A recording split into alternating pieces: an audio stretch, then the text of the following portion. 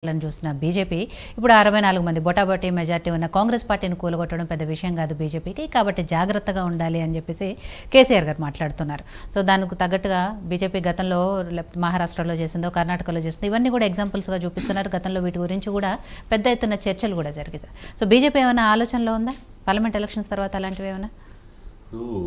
వీళ్ళకే వాళ్ళ మీద వాళ్ళకి నమ్మకం లేక ఎదుటోళ్ళ మీద అని ఏదో సానుభూతి పొందాలని చెప్పేసి అనుకుంటున్నారు. కానీ రాజకీయాల్లో సానుభూతి ఏమి ఉండదు. ఇప్పుడు భారతీయ జనతా పార్టీ మీద మహారాష్ట్ర గురించి షిండే గురించి చర్చ జరుగుతూ ఉంది. అసలు మహారాష్ట్రలో ఫస్ట్ ఎలక్షన్లో ఎవరు పోయామండి? భారతీయ జనతా పార్టీ శివసేన కలిసి గత ఎన్నికల్లో మహారాష్ట్రలో ఎన్నికలు పోయాం. సో మా యొక్క కూటమికి ప్రజలు మద్దతు ఇచ్చారు, మెజార్టీ సీట్లు ఇచ్చారు. సో ఒక అవకాశవాద రాజకీయాల కోసం శివసేన, ఇదే కాంగ్రెస్ పార్టీ, ఇదే ఎన్సీపీ, మేమందరం కూడా సెక్యులరిస్టులం, మమ్మల్ని మతతత్వ పార్టీ అని చెప్పిన శివసేనను భారతీయ జనతా పార్టీలో మా మధ్యలో చిచ్చు పెట్టి నువ్వు తీసుకొని పోయి నువ్వు అధికారం పంచుకున్నావు కదా. అధికారం పంచుకున్నప్పుడు చాలా గొప్పగా నువ్వు చెప్పుకున్నావు కదా. అక్కడ ఆ యొక్క గడబన్ ఏదైతే ఉందో అగాడియా ఏదో ఒక వాళ్ళు పెట్టుకున్నటువంటిది, ఎస్ దాంట్లో నచ్చలేదు. ఆ కాంగ్రెస్తో కలిసి ఉండడం షిండే వర్గానికి నచ్చలేదు. అదే అజిత్ పవార్కు కలిసి ఉండడం నచ్చలేదు. అందుకోసం వాళ్ళు బయటకు వచ్చారు. దాన్ని ఏదో భారతీయ జనతా పార్టీ షిండేలను తయారు చేసిందని చెప్పేసి వీళ్ళు ఏదైతే చెప్పుకుంటున్నారో ఫస్ట్ ఇది కరెక్ట్ కాదు.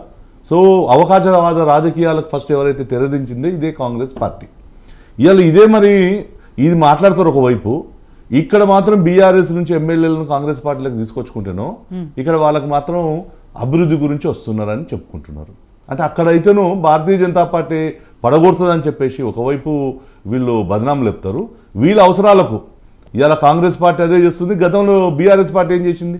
ఇప్పుడు రెండోసారి నీకు 82 మందికి 88 మందికి అవకాశం ఇస్తే ఎందుకు ఇతర పార్టీల నుంచి ఎమ్మెల్యేలను తీసుకొచ్చుకున్నావు? అంటే నువ్వు తెచ్చుకుంటేనో అదంతా కరెక్టు. ఇలా భారతీయ జనతా పార్టీ మీద ఏం జరిగిందండి? కర్ణాటకలో జరిగింది ఏంటి? ఎస్, వాళ్ళ ఎమ్మెల్యేలు అక్కడ ఉన్నటువంటి ముఖ్యమంత్రి మీద వాళ్ళ ప్రభుత్వం నచ్చక దాంట్లో నుంచి ఒక 15 మంది 20 మంది రాజీనామా చేసి బయటకు వచ్చారు. సో వచ్చిన తర్వాతనే కదా మేము వీళ్ళ దాకా మేము రాజీనామాలు చేయించుకోకుండా అయితే ఏం రాలే కదా. ఇవాళ ప్రకాష్ గౌడ్ మన నుంచి 4 ఇప్పటి వరకు వచ్చారు. ఎందుకు వాళ్ళు రాజీనామాలు చేయకుండా తెచ్చుకుంటున్నాం? మరి ఈ రేవంత్ రెడ్డి గారు గతంలో మాట్లాడారు కదా, ఎవడైతే ఆ పార్టీలు మారినోడిని వాడిని రాళ్లతో కొట్టాలి, చెప్పులతో కొట్టాలి, ప్రజలు ప్రజాస్వామ్యంలో ఇదేందని. మరి అవన్నీ మర్చిపోయినా రేవంత్ రెడ్డి గారు? రేవంత్ రెడ్డి గారు పదే చెప్తాడు, నేను ఒక రైతు బిడ్డను, నేను ఒక గ్రామీణ రాజకీయాల నుంచి వచ్చినాయి, ఒక నీతి రాజకీయాల నుంచి వచ్చినాయి చెప్పుకుంటున్నట్టు రేవంత్ రెడ్డి గారు. ఇవన్నీ నీతి అంతా పోయినాయా? సో రేవంత్ రెడ్డి గారికి కూడా తెలుసు ఈ ఎన్నికల తర్వాత born and bottom Congress team ఒకవైపు, అవుట్ సైడ్ టీం ఒకటి వాళ్ళ దాంట్లో నడుస్తుంది. సో రేవంత్ రెడ్డి గారు వస్తుందని ఊహించుకోలే. తెలంగాణలో ఇంత తొందర కాంగ్రెస్ పార్టీకి అధికారంలోకి వస్తుందని ఆయన ఊహించుకోలేదు, వాళ్ళ పార్టీలో ఉన్న సీనియర్లు ఊహించుకోలేదు. అందుకోసం రాని దానికోసం ఎందుకులే ఫోన్లే అని వదిలేశారు. ఇవాళ వాళ్ళ చర్చలో వాళ్ళకున్న ఇబ్బందుల్లో రేపు వీళ్ళందరికీ కూడా ఏంటంటే నెక్స్ట్ వీళ్ళ దాంట్లో ఏం జరుగుతుందో అని చెప్పేసి తెచ్చుకొని అది మళ్ళీ భారతీయ జనతా పార్టీ మీద దొబ్బడం అంటే అంటే బీజేపీ మీద చేయడం అనేది అది కరెక్ట్ కాదు. ఇలా కేసీఆర్ ఎందుకు ప్రతివత మాటలు ఎందుకు మాట్లాడాలి? వాళ్ళ గవర్నమెంట్ ఎందుకు వడగొట్టాలి మేము అనుకున్నాం? అలా గవర్నమెంట్ వడగొట్టాలనుకుంటే ఆ లడ్డులో ఎవరో వడగొడతాడు, హరీష్ రావే వడగొట్టుకుంటాడు. ఒకవేళ ఆ రోజుల్లో అయినా అంటే వాళ్ళ మీద వాళ్లకు నమ్మకం లేక ఇది యువతల భారతీయ జనతా పార్టీ మీద ఏదైతే వేస్తున్నారో ఇది కరెక్ట్ కాదు. సో మేము ఏమంటున్నాం అంటే ఇక్కడ కూడా ఇలా వీళ్ళు 6 గ్యారెంటీలు ఇస్తామని చెప్పి తెలంగాణలో అధికారంలోకి వచ్చింది ఎవరు? కాంగ్రెస్ పార్టీ. సో వీటన్నిటిని డైవర్ట్ చేయడం కోసం రోజు కేసీఆర్ ముఖ్యమంత్రి రేవంత్ రెడ్డి గారు రోజు ఒక కొత్త నాటకం ప్రజల ముందు ఉంచుతూ ఉన్నారు. సో ప్రజలు అవన్నీ అర్థం చేసుకుంటున్నారు. నీ మాటలు అయిపోయింది. నువ్వు తెలంగాణలో గవర్నమెంట్ కోసం నీకోసం ప్రజలు ఆ రోజు బీఆర్ఎస్ పార్టీ ఇంతకుముందు కరాట రాజు చెప్పాడు ఏదైతే ఉందో అదే కాళోజీ చెప్పిన మాటలు తెలంగాణ ప్రజలు గుర్తుపెట్టుకునే మరి కేసీఆర్ను పాతరేశారు, ఇలా తొక్కారు. ఇంకా తర్వాత నేను ఏమంటుంటే ఇవాళ ఇంకా బీఆర్ఎస్ గురించి మనం ఈ లోకసభ ఎన్నికల తర్వాత మళ్ళీ మనం మాట్లాడుకోవడానికి కూడా బీఆర్ఎస్ కనుమరుగయ్యేటువంటి పరిస్థితి కంపల్సరీ ఉంటుంది. సరే ఇంత ఎర్లీగా ఇప్పుడు మనం చెప్తే ఇది కరెక్టా అవునా అనేది వేరు. సో ఈ లోకసభ ఎన్నికల్లో ఏదైతే జరుగుతుందో మోదీ యొక్క దేశంలో ఒకవైపు, తర్వాత రాహుల్ గాంధీ వర్సెస్ ఒకవైపు. ఇలా రాహుల్ గాంధీని ఎవరు ప్రైమ్ మినిస్టర్గా వాళ్ళ పార్టీ డిక్లేర్ చేస్తలేదు. ఇలా మీరు మహబూబ్నగర్లో ఒక విచిత్రమైన పరిస్థితి కనిపిస్తుంది. ఇలా అదే ఎన్ఎస్యుఐ లీడర్గా ఉన్నటువంటి వంశీ చంద్రారెడ్డి ఇలా మహబూబ్నగర్ పోస్టర్లో ఎక్కడ రాహుల్ గాంధీ ఫోటో పెట్టుకుంటలేడు. ఓన్లీ రేవంత్ రెడ్డి గారు ఆయన ఫోటో పెట్టుకొని పోస్టర్లు వేస్తున్నారు. అంటే కాంగ్రెస్ పార్టీ యొక్క పరిస్థితి ఏంటంటే రాహుల్ గాంధీ వాళ్ళ క్యాప్టెన్ను ఇవాళ పెట్టుకుంటే ఓట్లు రావు, మనం ఓడిపోతాం అనేటువంటి ఒక స్థితి ఇవాళ వాళ్ళ పార్టీకే ఉంది. సో దేశంలో వీళ్ళు ఇంకెక్కడ పార్టీ అధికారంలోకి వస్తుంది? రేవంత్ రెడ్డి గారు ఇవాళ తెలంగాణ ప్రజల ముందు ఏమని చెప్తున్నారు? ఈ 6 గ్యారెంటీలు రేపు కాంగ్రెస్ పార్టీ అధికారంలోకి వస్తుంది, కాంగ్రెస్ కేంద్రం మనకు సపోర్ట్ చేస్తుంది, నేను మీకు ఇంప్లిమెంటేషన్ చేస్తా అని చెప్తున్నాను. మరి కాంగ్రెస్ పార్టీ కేంద్రంలో వచ్చే పరిస్థితి లేదు. అంటే ఇలా తెలంగాణ ప్రజలకు ఇలా అర్థం చేసుకున్నారు, కాంగ్రెస్ పార్టీ జూట మాటలతోటి మనం ఓటేసాం, ఇది అయిపోయింది. ఇక రేవంత్ రెడ్డి గారు ఎంత ఎక్కువ మాట్లాడితే ఆయన క్యారెక్టర్ పోతుంది. సో ఆయన కాంగ్రెస్ పార్టీ ఏదైతే ఉందో ఆయన నిలుపుదల కోసం ఏవో చేయాలనే రాజకీయాలు ఏదైతే చేస్తున్నారో తెలంగాణ ప్రజలు ఆయన మీద ఏదైతే గౌరవం ఉందో గౌరవం పోగొట్టుకుంటున్నారు. సో అలా మోదీ గారిని భారతీయ జనతా పార్టీని లాగాల్సిన అవసరం లేదు ఒకటి. సో కేసీఆర్ మనం చూసాం రాజకీయాల్లో 10 ఏళ్ళు పనిచేశారండి. మరి ఎందుకు అంత తొందర ఇంతమంది ఎందుకు వ్యతిరేకత అవుతున్నారు?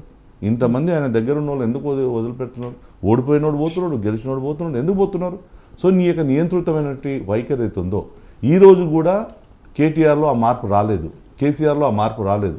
ఇంకా మేము దొరలము, మేము అసలు తెలంగాణ అంతా కూడా మేమే తెచ్చాము. ఏం తెచ్చారండి వీళ్ళు? ఇలా రోజు రాజ్నాథ్ సింగ్ మా కేంద్ర అధ్యక్షునిగా ఉండి భారతీయ జనతా పార్టీ సుష్మా స్వరాజ్ గారు పార్లమెంటులో బిల్లు పెట్టాం. 69 ఉద్యమంలో ఎందుకు తెలంగాణ రాలేదంటే ఆ రోజు ఒక బలమైనటువంటి జాతీయ పార్టీ అండగా లేనందుకు ఆ ఉద్యమంలో మనకు ఆ రోజే రావాల్సిన తెలంగాణ రాలేకపోయింది. సో మలిదశ ఉద్యమంలో భారతీయ జనతా పార్టీ అండగా నిలబడ్డది, తెలంగాణ సమాజం కొట్లాడింది కాబట్టి వచ్చింది. సరే కేసీఆర్ తెచ్చిందనే ఒక ఉద్దేశంతో ప్రజలు అవకాశం ఇచ్చారు. కానీ ఏం చేసింది ఈయన? బంగారు తెలంగాణలో ఎవరి కుటుంబం బంగారం అయిపోయింది. ఇలా 100,000 కోట్ల రూపాయలు దోచుకొని ఎక్కడ పెట్టుకున్నారో ఏం చేస్తున్నారో ఇలా వీళ్ళు ఇదే ముఖ్యమంత్రి రేవంత్ రెడ్డి గారు ఇలా పీసీసీ ప్రెసిడెంట్ ఉన్నప్పుడు సిబిఐ ఎంక్వైరీలు అడిగారు, ఇవాళ జ్యుడిషియల్ ఎంక్వైరీలు అంటున్నారు. మరి ఎవరితో లాలుచి పడుతున్నారు? ఎవరు రాజకీయాలు చేస్తున్నారు? ఆ రోజు అనవసరంగా భారతీయ జనతా పార్టీ బీఆర్ఎస్ ఒకటే అని చెప్పి ఇవాళ బీజేపీ ఏదైతే కొట్లాడిందో ఆ రోజు బండి సంజయ్ గారి యొక్క నేతృత్వం కావచ్చు భారతీయ జనతా పార్టీ ప్రజల్లో ఈ బీఆర్ఎస్ మీద కొట్లాడితే ఇలా అనుభవిస్తున్నది ఎవరు? కాంగ్రెస్ పార్టీ. సో ఇవాళ కాంగ్రెస్ పార్టీ అనుభవించుకుంటూ ఈ బీఆర్ఎస్ పార్టీ ఆ రోజు కాంగ్రెస్ పార్టీ బీఆర్ఎస్ బీజేపీ ఒకటే అని చెప్పి వాళ్ళు చెప్పారు. ఇప్పుడు వీళ్ళు స్టార్ట్ చేశారు. ఎవరు? BRS party. రేవంత్ రెడ్డి గారు బీజేపీకి అండర్స్టాండింగ్ ఉన్నాడు, ఆయన కాంగ్రెస్ నుంచి బీజేపీలోకి వెళ్ళిపోతారు అని చెప్పేసి చెప్పుకుంటున్నారు. సో ఎక్కడ వీళ్ళు రాజకీయంలో అటెన్షన్స్ మార్చడం కోసమే వీళ్ళు చేస్తున్నట్టు ఒక వ్యవహారం. సో ఇది భారతీయ జనతా పార్టీ వీళ్ళని పడగొట్టాల్సిన అవసరం లేదు, మేము అది చేయాల్సిన అవసరం లేదు. ఇది పడగొట్టడానికి కాంగ్రెస్ పార్టీలో పడగొట్టుకుంటారు. అయితే కాంగ్రెస్ పార్టీ అంతమంది ఉన్నప్పుడు బీజేపీ యొక్క ప్రభుత్వాలను 4 ప్రభుత్వాలను ఆ రోజు 92లో ఒక కలంపోటుతోటి మొత్తం గవర్నమెంట్ను కూల్చింది. అలా కాంగ్రెస్ యొక్క చరిత్రలో అనేకమైన సంఘటనలు ఉన్నాయి. భారతీయ జనతా పార్టీ ఎప్పుడు ఎక్కడ అలాంటి చరిత్ర లేదు, అలాంటివి ఏం చేయదు.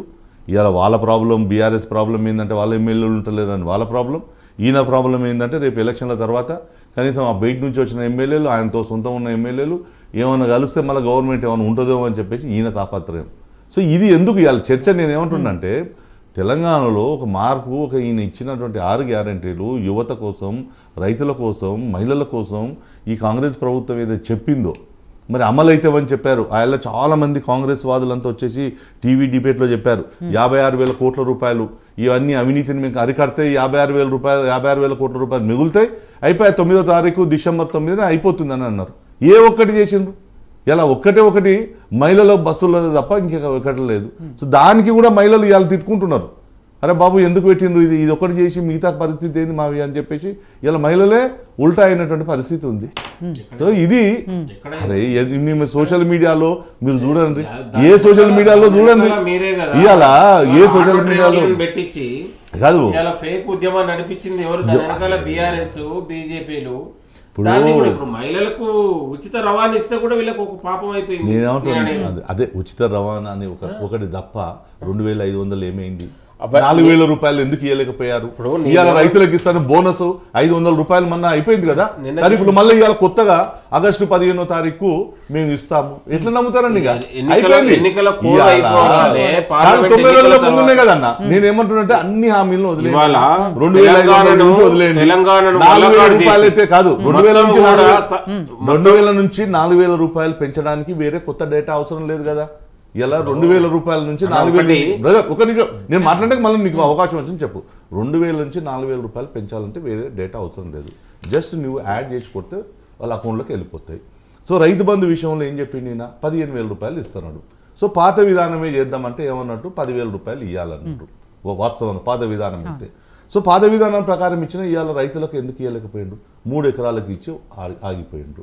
సో 500 రూపాయలు వరి అయితే పండించిండు కదా, దానికైతే ధాన్యం కొనుగోలు గవర్నమెంటే చేసింది అంటుంది కదా. వాళ్ళ దగ్గర లెక్కలు ఉన్నాయి, ఏ రైతు వచ్చిండు, ఏ రైతుకు ఎన్ని క్వింటల్ తీసుకొచ్చిండు అని చెప్పి రైతుల దగ్గర ఉంది. ఎందుకు ఇవ్వలేకపోయారు? ఇవన్నీ కూడా అబద్ధాలతోనే వచ్చింది. ఇలా ఆర్థికమైనటువంటిది ఇలా కేసీఆర్కు ప్రభుత్వంలో అప్పులు ఉన్నాయని మనం అందరం కూడా తెలుసు. సో అప్పులు ఉన్నాయని కాంగ్రెస్ పార్టీకి తెలుసు. అయినా ఎందుకు హామీలు ఇచ్చింది అంటే వాళ్ళు మేధావులంతా ఒకటి చెప్పారు, 56,000 కోట్ల రూపాయలు అంతకన్నా ఎక్కువేం కాదు, మేము అవినీతిని తగ్గిస్తామని చెప్పారు. ఇది ఆ అవినీతి అయిపోయింది. వీళ్ళు ఆర్జీ ట్యాక్స్ పేరుతోటి ఇలా హైదరాబాద్లో ట్యాక్సులు వసూలు చేసి ఢిల్లీ ఎన్నికలకు పెడుతున్నటువంటి పరిస్థితి ఇలా తెలంగాణలో కనిపిస్తుంది. అందుకోసం వాళ్ళు ఎగ్జిస్టింగ్ కోసం భారతీయ జనతా పార్టీ మీద నింద